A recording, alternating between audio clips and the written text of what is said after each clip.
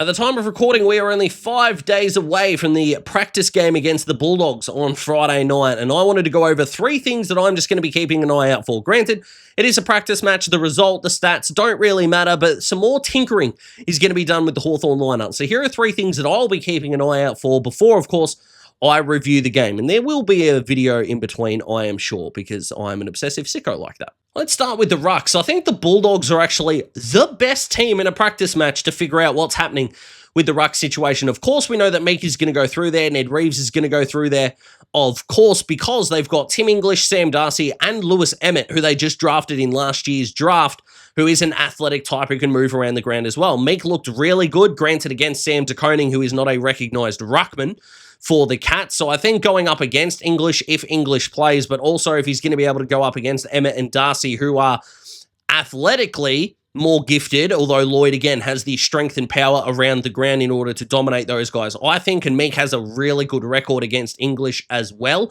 But I'm also really curious as to where that leaves Ned as well. It looks like the Hawks want him in their plan situationally, a little bit like I described in my Finn Bingitas video, which you can check out after this one. I would really appreciate it if you did that.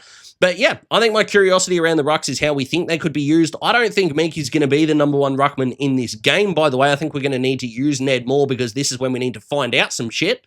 So that's going to be really curious, but I'm really excited to see what the Rucks do. And I think against the Giants, we are just going to go with the 1 because Aaron Cadman is probably going to be their second Ruckman, which means we could probably get away with the guy that I'm going to talk about later on in the video. Of all the midfielders, Cam McKenzie is going to be the one that I'm going to be watching the most. We know what we're going to get from Jai. We know what we're going to get from Josh Ward. We know what we're going to get from the midfield rotation, except for Frenchie. I've spoken about Frenchie a lot on the channel so far, and it's just now the time on ground needs to improve. He hasn't been hitting that 75% plus that you're going to need from your frontline midfielders. The Bulldogs, again, even if guys like Bont and Libba don't have a lot of game time, you've still got guys like Riley Sanders, if he's fully fit, that's going to be able to rotate through there. And I think Frenchie's going to have a chance to prove that he deserves an opening round spot if it's there for him, by the way. My big trouble with Frenchie is that getting the ball, it seems like his instinct is to stop.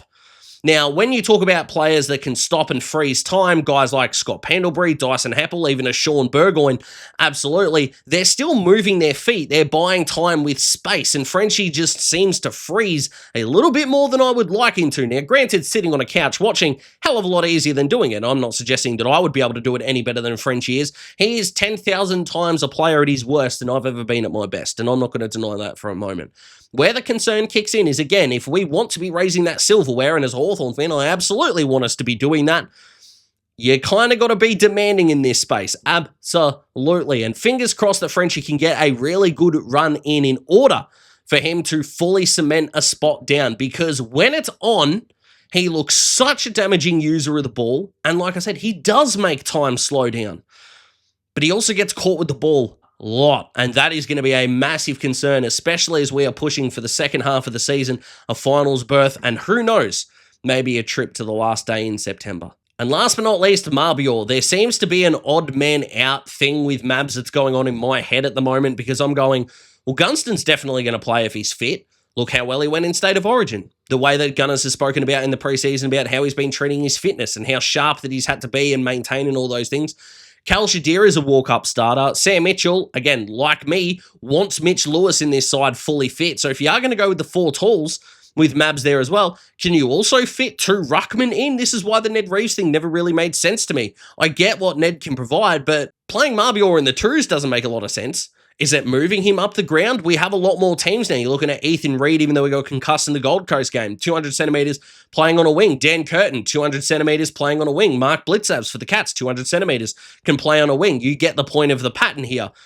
Could that be Mabs? For us, athletically gifted, it would get him more of the ball. I'm not sure. And I do think that he is a best 23 player, and I do believe that he is a quality tall forward. But like I said, all that I keep thinking when I'm rolling through all of these rotations in my mind is if, and it is an if, Ned Reeves is going to be a part of this side, how do you play effectively 4 tall forwards and 2 ruckmen? It makes my head hurt. So I'm going to be curious to see what we want to do with Mabs. Are we going to do anything different in this game? But those are my thoughts, guys. I appreciate you watching. Comment below. Let me know what you think. What are you looking out for the most, apart from health, Of course, going into the preseason game, it'll be a Friday night. I'll be reviewing that game as quickly as I can after it has finished. So keep an eye out for that. And it's not going to be a serious one just before. It's going to be a positive takeaways. I think it's not going to be like a full game review because we haven't started yet, but we are not too far away from the GWS game, which I'm looking forward to in a big way. I hope you are too. Like the video if you like the video. Subscribe to join the Daz Talks Hawks family. I'm aiming for 700 before opening round. There is only 25 to go. I need your help doing it. So if you haven't yet, go ahead and do that. Thank you very much for watching. See you in the next one. Goodbye.